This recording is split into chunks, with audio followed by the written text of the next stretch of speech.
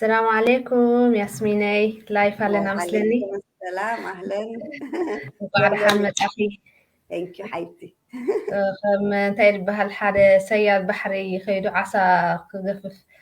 قصة كله ملس حراين داتا مالس عسى دوصهم يرخي كلهم مع أنتم مخاب نوح thank you so much حبيبتي نزومناتي فلورس كا سلام كلهم مون أخ ملسكي طبعا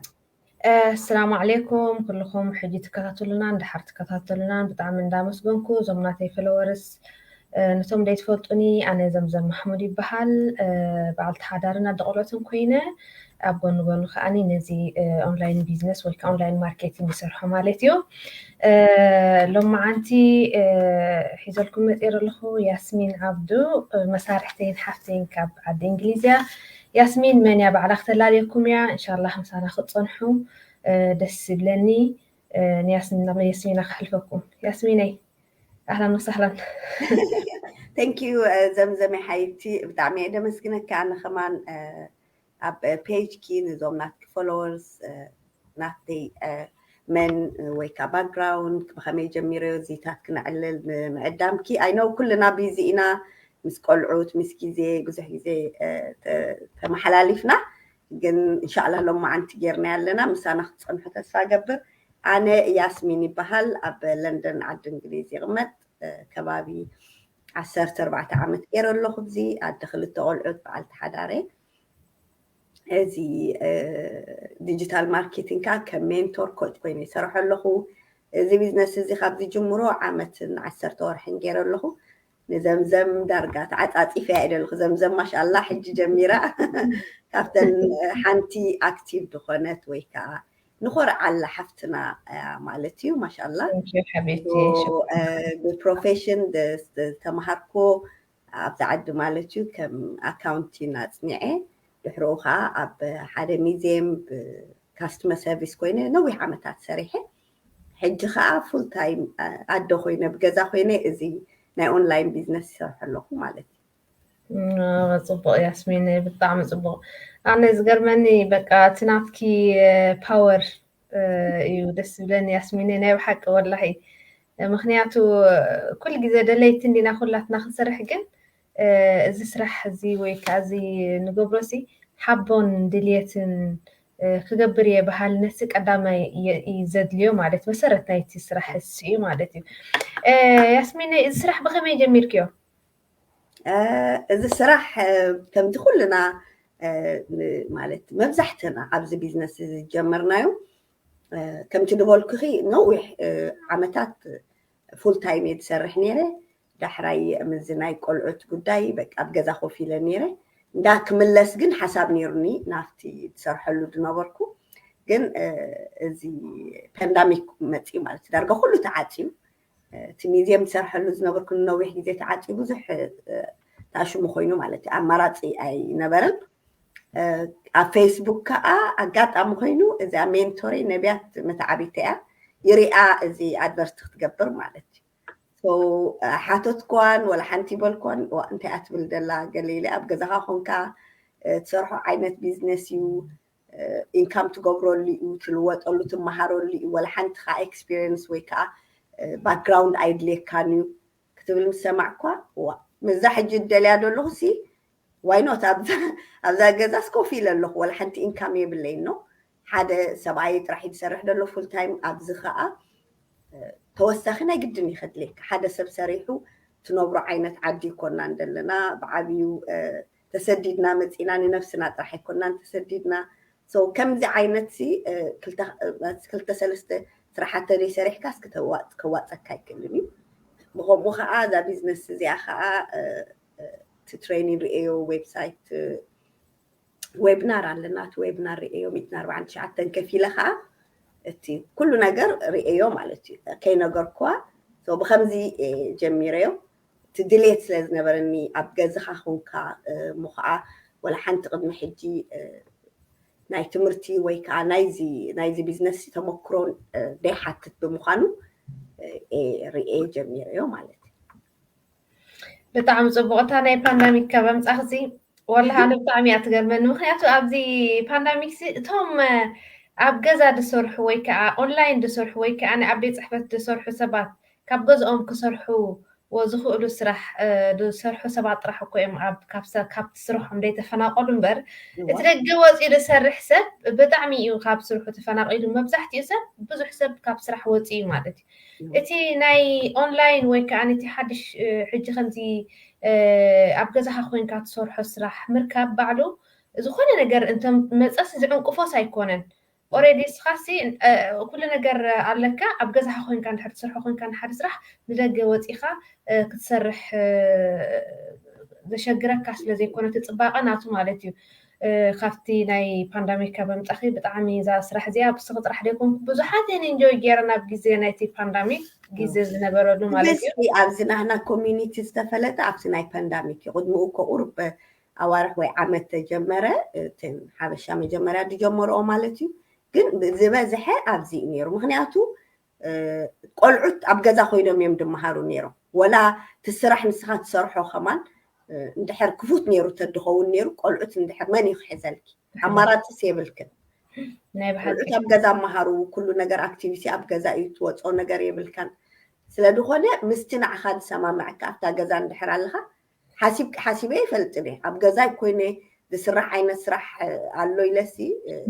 ተደፋፊያ ይፈልጥኒ ግን ናይ ኣጋጣሚ ኮይኑ መፅያ ወሲና ከዓ ጀሚርና ማለት እዩ ናይ ብሓቂ እቲ ዝበለፀ ነገር ውሳነ እንድዩ ከምቲ ዝበልክዮ ወላ ኣነ ከማን ከምዚ ግደፍዮ ገዛ ኮይንካ ደይኮነሲ ቢዝነስ ክበሃል ከሎስ ከምዚ ንዓይ ዘይምልከተኒ ወይ ከዓ ተማሂርካ ቋንቋ ክኢልካ ዝኾነ ዲግሪ ወሲድካ ዝስራሕ ስራሕ እምበር ከምዚ ምፅኢልካ ዝኾነ ነገር ከይሓትት ማለት ትምህርቲ ይሓተካን እዩ ቋንቋ ይሓተካን እዩ እስኻ እንታይ ደኣ ቀዳማይ ነገር ከምቲ ዝበልናዮ ድሌት እዩ ምስ ድሌት ከዓ ተበግሶ ተበጊስካ ከዓ ንኣቲኻ እንድሕር ሪኢኻዮ ክእሎ ድያ ኣይክእልን ምባል ከዓ ናትካ ውሳነ ማለት እዩ ፀኽያ ግን ዘምዘመይ ብዙሕ ሰብ ኣሎ ኣነ ሕጂ ንኣብነት ኣብ ዓዲ እንግሊዝ ስለ ድቕመጥ ዘለኹ ካብ ሰበይ እንግሊሽ ፈሊጠ ወይ ከዓ ንፍዕቲ ስለ ድኾንኩ ይኮንኩን ግን እቲ ምሳሉ ኣትራክት ክገብሮ እቲ ብዓብዩ እቲ ስራሕና ናህና ኣትራክሽን ማርኬቲንግ እንድዩ ብዝተፈላለየ ቋንቋ ክትገብሮ ትኽእል ኢኻ እንታይ ዓይነት ቋንቋ ትኽእል ኣትሊስት ተኣሽሙ እንድሕር ኣለካ ምሳሉ መዘራረቢ መረዳድኢ እንድሕር ኣለካ ነቲ ከማኻ ድኣመሰለ ሰብ ነቲ ፐርፌክት ዘይኮነስ እንግሊዛውያን ደይኮንኩ ሕጂ ኣነ ክብልሲ ከማይ ደሎ ካብ ዝተፈላለየ ስደተኛታት ከምዚ ናተይ ፐርፌክት ደይኮነ እንግሊሽ ንክገብር ኢለ እቲ ኢንፎርሜሽን ንሓንሳብ ብእንግሊሽ ይገብሮ ሕጂ ሰብ ይብል እሞ ኣነ ዳ እንግሊሽ ዘይክእል ከመይ ገይረ ክሰርሖ ይድብለካ ማለት እዩ ካብ እዚኣ በልዐልክያ ዘምዘመይ ንስኻ ሕጂ ኣብ ሽወደን ኣለኽ ማለት እዩ ናይ ሽወደን እንግሊሽ ከማን ይሓይሽ ንሕና ኣብ ኤርትራሲ ኣትሊስት ቤይዝ ኣለና ምፅሓፍን ምንባብን ንኽእል ኢና ማለት እዩ ኣትሊስት ተባሃለና ኣንቢብና ክንርድኦ ንኽእል ኢና ግን መብዛሕትና ኣብ ዝተፈላለየ ዓዲ ደልና ኣብ ጀርመን ደለዉ ኣለዉ ኣብ ሽወደን ኣብ ኖርዌይ ካብ ሃይልካ ኢኻ ቋንቋ ጀሚርኩሞ ማለት እዩ ዓብዩ ንሱ ክትመሃርዎ እንዳኸኣልኩም ነዚ ቤዝ ዝኾነ ዝነበረካ ቋንቋ ማለት እዩ ተመሃርካዮ ካብ ሻድሻይ ክፍሊ ብሕልፊ ንሕናስ ክሳብ 11 ክፍሊ ኩሉ ብእንግሊሽ እዩ ነይሩ ኣትሊስት መረዳድእስ ኣለካ ኣንቢብካ መፅሓፍስ ኣለካ ማለት እዩ ቋንቋስ እግደካ ኣይክእልን እዩ ማለት እዩ እዚኣ ካብ ዝገርመኪ ያስሚነይ ኣነሲ ብጣዕሚ ዝገርመኒ ወላ እንግሊሽ ኣይክእልን እየ ወላ ብዙሕ እንታይ ሞ ክብለኪ ወላ ሰብሲ ቤዚክ እንግሊሽ ክበሃል ሰምዖ እንድየ ግን ወላ እቲ ቤዚክ ንዓይሲ ብዙሕ ቤዚክ ኣይኮነን እየ ዝብል ምክንያቱ ኣነ ብድልየት እየ ዝሰርሖ ነዚ ስራሕ ካብ ዝገርመኪ በቲ ዝጠዓመኒ ገይረ ዝሰርሖ ኣብቲ ትሬኒንግ ኣትየ እንድሕር ኣደ ፅግመኒ ኮይኑ ናብ ናይ ሸወደን ቋንቋ ቅይሮ ናብ ዓረቢ ቅይሮ እቲ ደስ ዝብለካ ናይዚ ስራሕ ከዓ እንታይ እንድሕርልኪ ከምዚ ቪድዮ ስለ ዘለዎ እንድሕር ዳ ዓይንኻ ዘይርኢ እንድሕር ኮይኑ ነቲ ቪድዮ እንዳረኣኻስ ኣብ ዝጠውቕ ከም ዝግበር እንድሕር ዝብለካ ኮይኑ ሓታ ንትርጓም እውን ኣይድልየካን እዩ ዳሕራይ ከዓኒ እዚ ስራሕ እዚ ፅባቐ ናቱ ናይ ሓንጎል ምዕባለ ፈጥረልካ እዩ ነቲ ትሬኒንግ ክትሪኦልካ 10 ግዜ ምስ ከፈትካዮ እንታይ ትኸውን ወላት እንግሊሽ ከይተረዳእካ ኢኻ ትለምዶ ወላሂ እቲ እዚ ናይ ርኢኺ ኣነ ሕጂ ቋንቋ ሸወደ ፅቡቅ እየ ዝዛረብ ግን نتي إنجليش شاط فيه زنبور كنت هيخون مسيلك يملس بعلو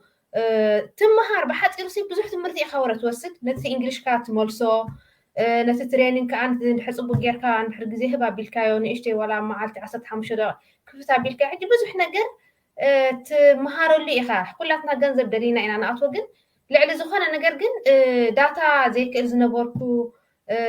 تداتا خمي جير خسرحو بفيديو سلو زخانة نوع دعاتها ብዙሕ ነገር ተማሂሩሉ እየ ክብል ዝኽእል ድሓር ከዓ ያስሚን ነይሲ እዚ ሓደ ሓውና እንታይ ይብላ ኣሎ መሲልክ ብዚ ንብረት እሲ ተበፃፅሓ ዲኽን ከምዚ ንብረት ኣብ ገዛ መፂናስ ከም ዝመስለኒ ከምኡ ዓይነት ማለት እዋ ቢዝነስ ብዙሕ እንድዩ ከምኡ ዓይነት ቢዝነስ እውን ኣሎ ፈልጥ እያ ኣሕዋት ኣብ ገዛ ንብረት ኣምፅአን ንሰብ ንብረት ኣርእየን ዝሸጣ ንሰብ ክእምንኦ ገለ መለታት ብዙሕ ዓይነት ቢዝነስ እዩ ዘሎ ኣነ ንመጀመርያ ዝኣተኳ እዛ ቢዝነስ እያ እምበር ኣተይፈልጥ ግን ክዛረባሉ ሕጂ ከምቲ ማልስ ክትዛረባሉ ነበርክን ሕጂ እሳ ሕጂ ንፍዕቲ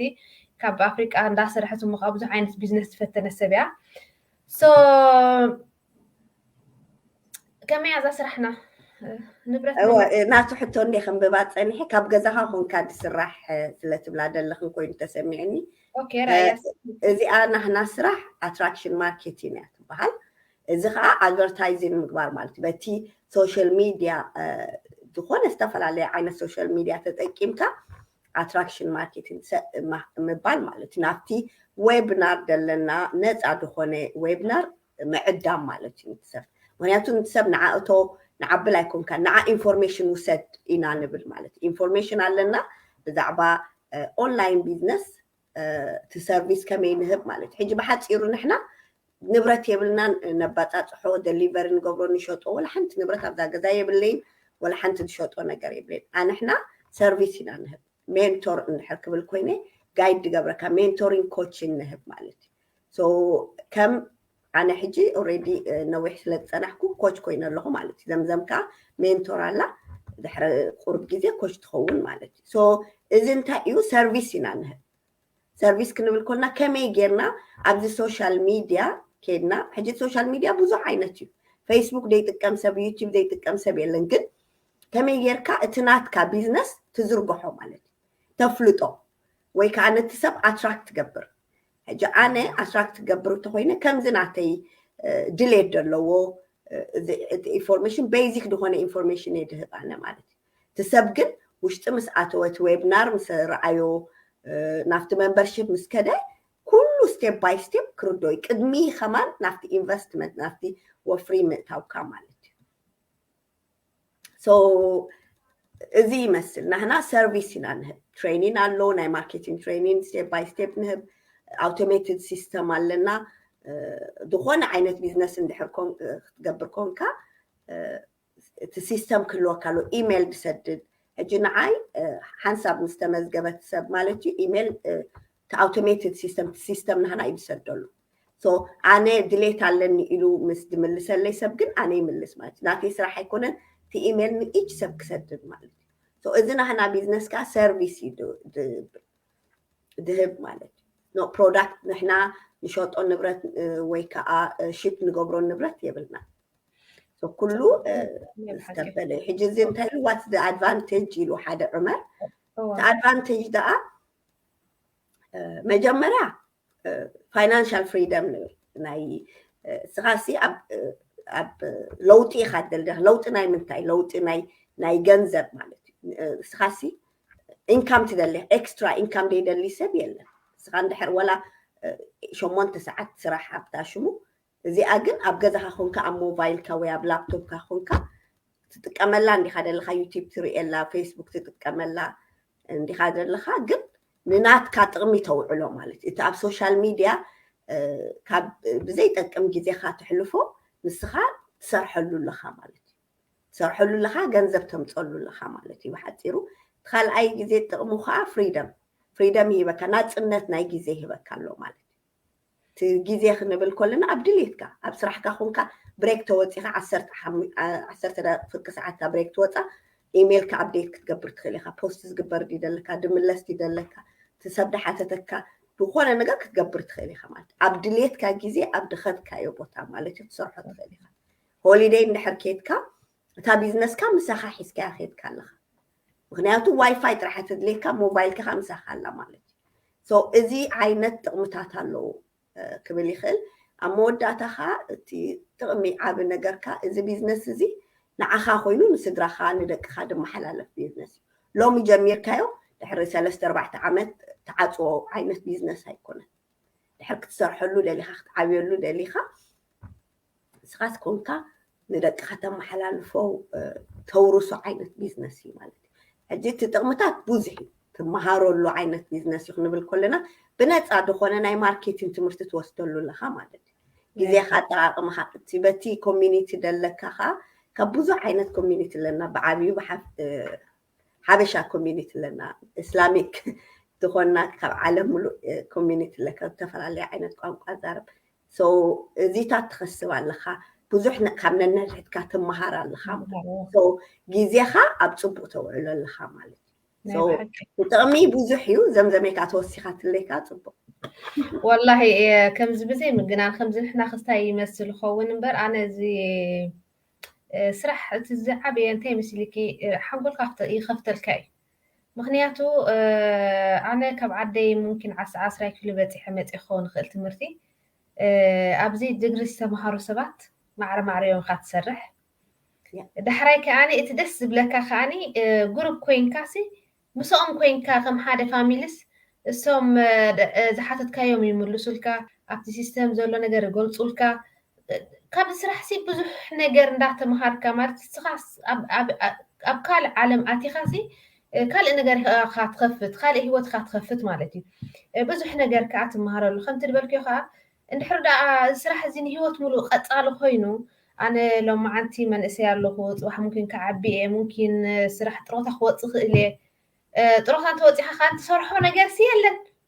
كوفيا عند حرزة سرح زي أنا حس أبغى نقول نخوض دات أني حاب طبق درجة عند حرب بتي حت أني حاجة بزح الجميرة جن صباح نقول هو نبدأ زبالة نعدي خبز أوروبا غيره ممكن أعدي كنبر خيل ممكن أبدأ زبالة نهجر كيده كاب زجوبري باللين كاب زبل نزاه سرح زي كساب زلخو كسر حي مالتي مخنيات أبي وتسي حدا نجرس على ندسرحه مالتي مخنيات السرح زي طرطاسي عاوز أكاني رب العالمين دحر أميتها قد قد تذكر كان طغى السرح صح على مها خند أخيدي ونسرح زقدر فود بلكا أكل سيلن تخا ودس بلنا مالتي خاب السرح زي كل الناس نحسبنا وقت وإحنا قصتي دحر عبيه سنتي أخذ دبر تبلي خا سو نعاي كم زي مش عارفة هو لاخذ كنا نيلا نحاسب قوم جيري وسيريال اللي خد بالي كساب شعوقة I hope أبصبق درجة نبصحلو long سيكت زخانة سرحيو دحرا انتي دي مسير كزمزمي علو بزح سب مش علو دخي ميز سرحسي نقوت السيكس سرحت لو تريب اللي خوينو دخي مي خسرحو تبلي خا ما نمسب أبدليتو جيزي تكيت قريتو إرترا ويكا سدرو أخرى إيدي دلي سبيلن قلنا انتايو عرفت حتى تعلقاتهم سرح كاف كدول كالو زيتات بزح له نحنا كم أدقول عتمة أن حرسي تنسيمة دخام عليكي توقارتيو سرح كمالتي من يخاف لكي حدا سبعيكي ويكا حنتي إنكام حسكي أخت نبري تحنتي إنكام كا نعاخد راح تكون نتجزاء نقول نجر مالتي نحنا قد بعابي يكون واتسخ لنا لنفسنا طرح لنا كنا نوتينا نسدرانا نحواتنا لبيتسبنا نقول لنا نوتينا ورحا وسيد تصبينا وطايتات بزح نجر له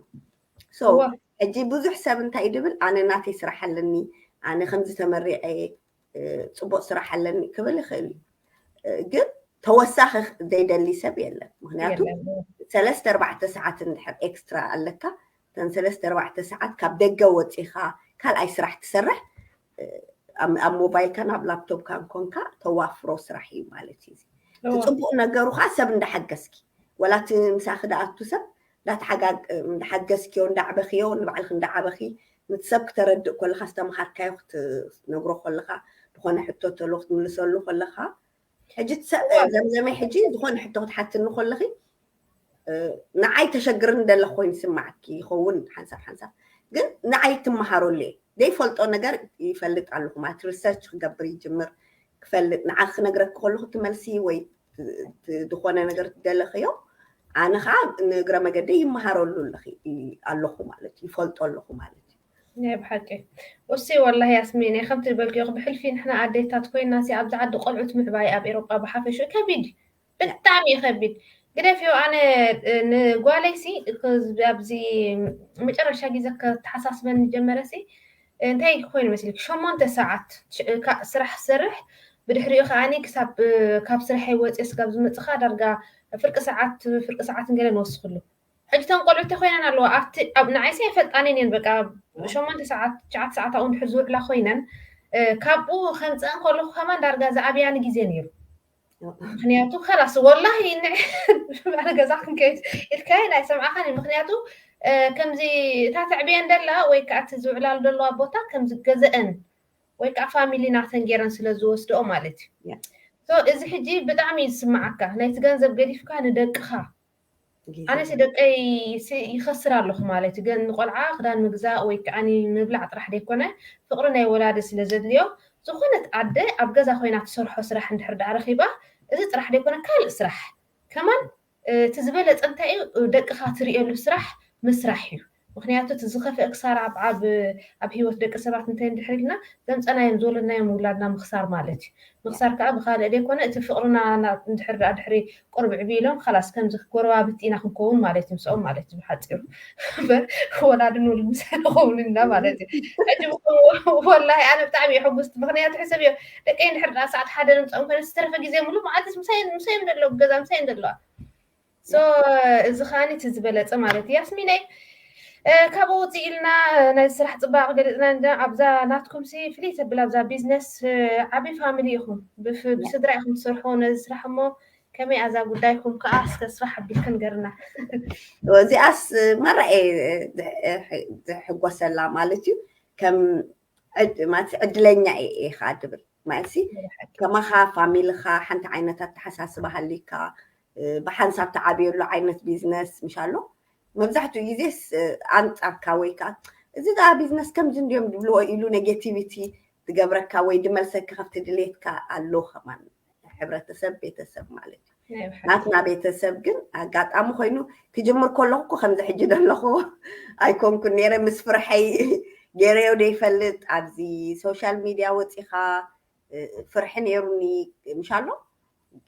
قال لي لا يكون توسانه توسن كلها قات أمو خينو أنا تاوسان خصنا خلهم مجمرة نيرة so كنوغرام كاسي كي وداكو كنوغرام عيدلهم تصبح أنا إذا بيزنس كمتي دبلنايو نع محزخا حوفتخا ويحوخا نع أتولي إن دبل كلا عينة بيزنس هلو إن حرامتي حسب تغفل كوم عين أيكون حوفتخا حوخا نع أتو كنت زغفل قالت تبلو عينة بيزنس أيكون مخنياتو السوشيال ميديا نعلم مليو أبعوت إخي تاب فيديو رخت قبريا أدفرتايز رخت قبريا مفلات مالتي أدفرتايز مقبار راح سو فاميلي فريندز إنه حكوا نعم وتولي كم دي بيزنس جميرة اللي يكون كانت لك فاميلي خا كم كالي سب أفتح سوشيال ميديا يدري كمالتي سو زاناتي كا مع نيرة أدفرتايز مس جمركو أبزع أبي فاميلي لنا بحنساب ننبر مالتي أبا يمري أمني أي بولكو من زي جميرة يبولكو زي أقل يبولكو دحراي مسر أي وقت كلهم نناتهم تاشم اللوا نناتهم ريزونالو مجمري مالتي قال لي قلتفكا ريتاير كم زي دبلكيو إن شاء الله طروتاوت يوم أبغزهم مزدعبي دكم كعبي دليل لو قال لي عدي بقى دخيمنا سرحات كيمنا حجي نعرفوا له نزاوروا له دبلو لو قال لي كم زي دول كوري قلعتني اشتاد له مود جزان كوينا نكسر حد اللي قال له أخوم أوتات حجيش الدش توعدت سبات كوينا فاميلي سنسلت كوينا بحدا نصرح لنا مال ما شاء الله زي كافت حدا تصبقي حسب سب قال له تطارطر مالتي نطرطر ما يقدم مخنياتو حدش نجريو بزح نجرينا اب اونلاين نرئي بزح إنا نسمع مالتي كل سبنا الناتو رئيتو عطاقالي لسب نو إذا أونلاين دا خمزن ديو كبلي خيل إذا نحنا بيزنس جن بحتصيرو ሌጋል ተደይከውን ነይሩ ወይ ከዓ ደይ ከምቲ ዝበልና ደይ ሕጋዊ እንድሕር ኮይኑ ደኽስር ወይ ሕማቅ ነገር ተድኸውን ነይሩ ኣነ ክጅምር ከለኹ ድሕረይ ክመፁ ከለዉ ቤተሰበይ ኣይምበልኩን ነይረ ኖ ትፅረፈኩም እዚኣስ ኣነ ከማን ኣይተበልኩላን ምበልክዎም ማለት እዩ ምክንያቱ ኖ ንስድራ ቤትካ ንትፈልጦ ሰብ ከማን ኖ ፅብቕቲ ኮነትን እዚኣ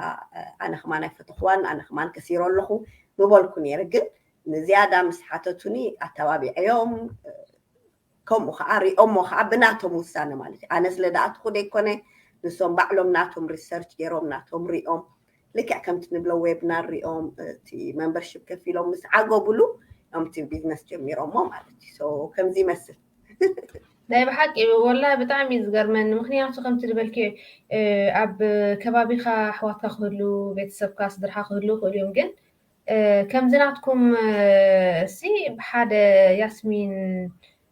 ኣትያቶ ንዓኺ ገሊኦም እንታይ ይብሉ خلاص እስኺ ትበፃሕክዮ ክንርኢ ኢና ወይ ከዓ እስኺ ትገብርዮ ክንርኢ ኢና ሎም ተዓዘብቲ ጥራሕ ድኾኑ ፋሚሊ ኣለዉ ግን ዛናትኩም ብጣዕሚ እያ ደስ ትብለኒ ምክንያቱ ሓቦ ገይሮም ኩላቶም እቲ ቢዝነስ ከምቲ ዝበልክዮ በብናቶም ሪዝን በብናቶም ድልየት ኣትዮም ሪኦሞ እሞ ከዓ ብሓደ ኮንካ ክትሰርሕ ከለካ ምስ ፋሚሊካ ብጣዕሚ ሓቦ እዩ ዝፈጥረልካ ናይ ብሓቂ ካብቲ ፍልይ ኣብ ዝናትና ቢዝነስ ግሩፕ ወይ ከዓ ሓበሻ ናይ ካልእ ፃዓዱ ክፍለጥኩም ግን ዘብሎ ዝና ናይ ገዛኹም እያ ብጣዕሚ ከዓ ማሻላህ ብኣሕላምካ ሕጉሳት ኢና ኣሕላም ከማን ማሻላህ ንፍዕትን ብፅቡቅ ትኸይድ ዘላ ሰብ እያ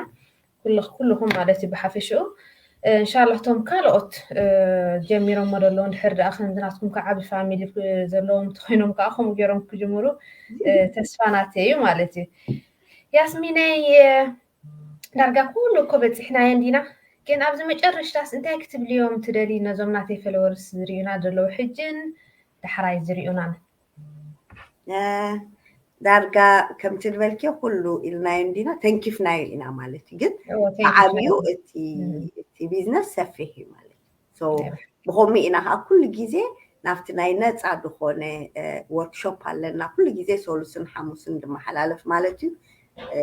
ወይ ኣነ ወይ ዘምዘም ንሕና እቲ ቤዚክ ድኾነ ወይ ከዓ መሰረታዊ ድኾነ